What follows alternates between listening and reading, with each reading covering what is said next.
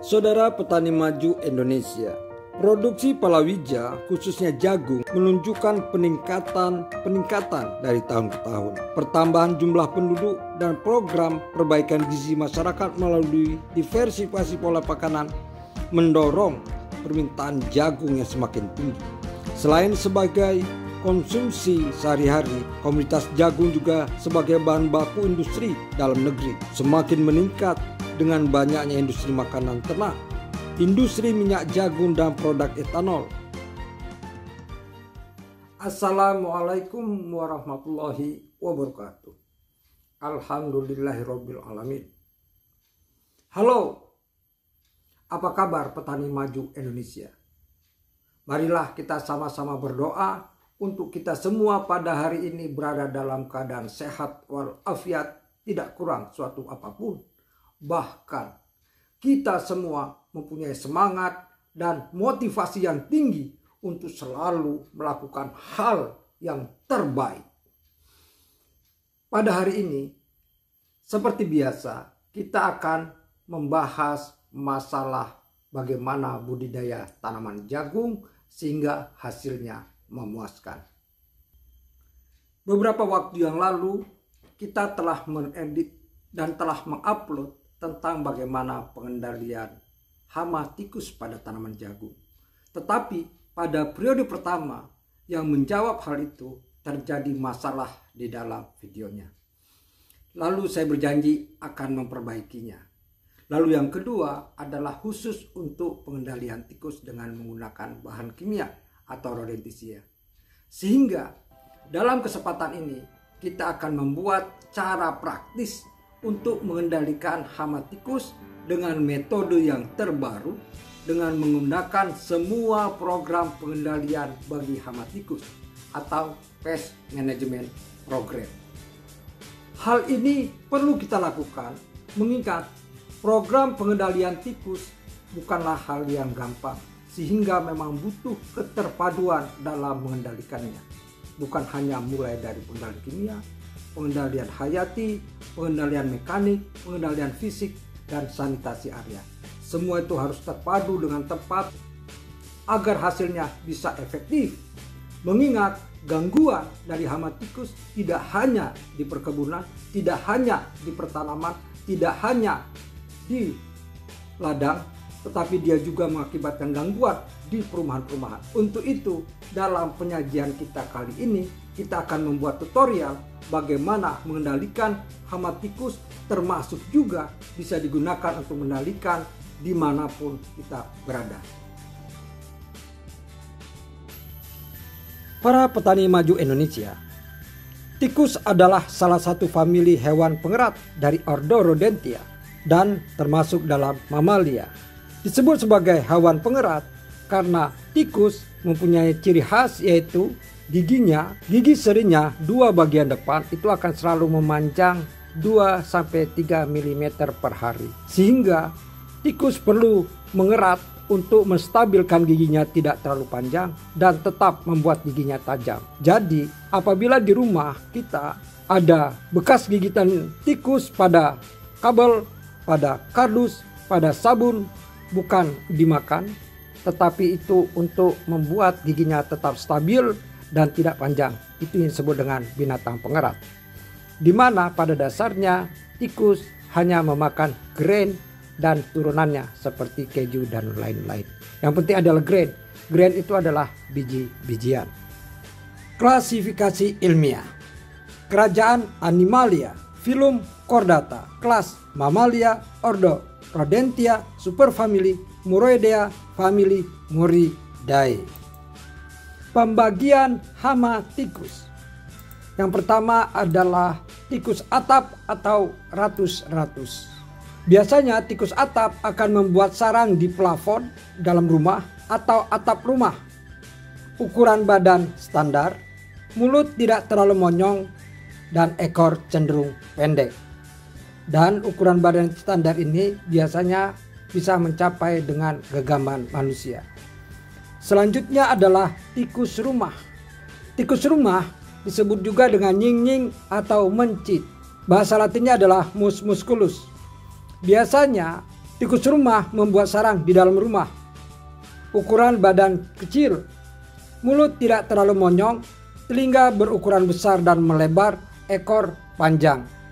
Dan musculus inilah disebut juga dengan house mouse. Dan house mouse ini yang menjadi ide dalam Tom Jerry sebagai Jerry dan Mickey Mouse. Selanjutnya, pembagian hama tikus yang ketiga adalah tikus sawah atau ladang, Ratus norvegicus atau Ratus argentiventer. Biasanya membuat sarang di pematang sawah atau tepi ladang. Tipenya membuat lorong dan 2 tembusan bahkan lebih. Jadi sarangnya bisa mempunyai 2 tembusan keluar. Ukuran badan sedang dan besar, mulut agak monyong, telinga tidak besar dan ekor cenderung pendek. Selanjutnya adalah tikus got atau cecurut atau Suncus murinus. Ini sebenarnya tidak tergolong rodentia. Jadi tikus got ini membuat sarang di got, parit atau saluran air, bukan rodentia. Ukuran badan sedang dan justru memanjang, umumnya memakan serangga sehingga cenderung jorok dan bisa membuat sarang juga di dalam rumah. Mulut monjong, telinga tidak besar dan ekor cenderung pendek. Tikus mempunyai daya reproduksi yang tinggi, di mana hewan pengerat ini dapat melahirkan sepanjang tahun tanpa mengenal musim. Populasi tikus juga dipengaruhi oleh faktor lingkungan seperti sumber air, tempat sarang, dan ketersediaan makanan. Tikus mendeteksi keberadaan sumber makanan dengan mengandalkan indera penciumannya, di mana kita semua tahu bahwa indera penciuman tikus adalah sangat tajam. Pendengaran dan indera perasa. Tikus mempunyai indera penglihatan yang kurang bagus. Oleh karena itu, tikus umumnya menyerang tanaman jagung pada fase generatif atau pada fase pembentukan tongkol dan pengisian biji. Selain itu, tikus mempunyai sifat yang mendasar. Yang pertama adalah neophobia dan yang kedua adalah toxican sinus. Neophobia adalah takut sesuatu yang baru. Toxican sinus adalah jerak umpan. Untuk itu, kita menyarankan beberapa hal untuk mengendalikan tikus yang menyerang tanaman jagung kita secara terpadu, tidak terpisah. Yang pertama adalah pengendalian hayati.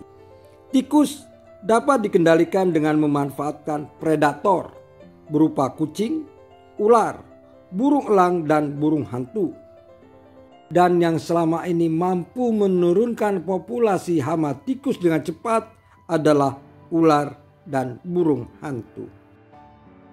Penggunaan patogen sebagai parasit atau agen pengendali tidak dianjurkan karena bisa berdampak negatif terhadap manusia dan lingkungan. Yang kedua adalah sanitasi area. Maksudnya adalah pembersihan dan penyempitan pematang atau tanggul dapat dilakukan untuk membatasi tikus membuat sarang di area tersebut. Karena umumnya tikus membuat sarang pada tanggul, pada pematang, dan area pada tanah dengan area yang lunak. Pada tanah dengan area yang lunak. Untuk itu pematang atau tanggul dibuat dengan lebar kurang dari 40 cm. Selanjutnya adalah mekanik. Pengendalian secara mekanik adalah pemagaran pertanaman dengan plastik, pemasangan bubu. Pengendalian mekanik disebut juga dengan red proofing, yaitu memberikan penghalang masuk bagi hama tikus ke dalam area. Yang selanjutnya adalah pengendalian secara fisik. Pengendalian secara fisik meliputi pertama adalah penggunaan elektronik atau sound elektronik, di mana suara yang ditimbulkannya menimbulkan rasa yang tidak suka bagi tikus sehingga dia akan pergi menghindar. Yang kedua adalah menggunakan rat trapping atau jebakan tikus.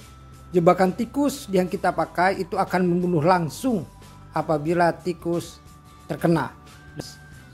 Lalu selanjutnya adalah rat trapping, yaitu adalah perangkap tikus, di mana tikus yang masuk ke dalam kotak perangkap tidak bisa keluar lagi. Dan yang terakhir adalah melakukan tindakan secara drastis, yaitu secara bersama-sama membunuh tikus dan merusak sarang tikus. Selanjutnya adalah pengendalian secara kimia, yaitu yang menggunakan rodentisida. Rodentisida yang tersedia di lapangan adalah rodentisida yang bersifat akut. Kedua adalah rodentisida bersifat antikoagulan, yaitu adalah rodentisida yang tidak membunuh secara langsung pada saat itu, tetapi membunuh secara perlahan sampai dengan lethal dosis yang dimakan oleh tikus mencapai batasnya, menggunakan bahan fumigasi atau gas beracun. Penggunaan fumigasi efektif menurunkan populasi tikus secara drastis dan cepat. Jenis bahan fumigasi yang biasa dipakai adalah hidrogen cyanida, karbon monoksida, hidrogen fosfida, karbon dioksida, sulfur oksida, dan metil bromida.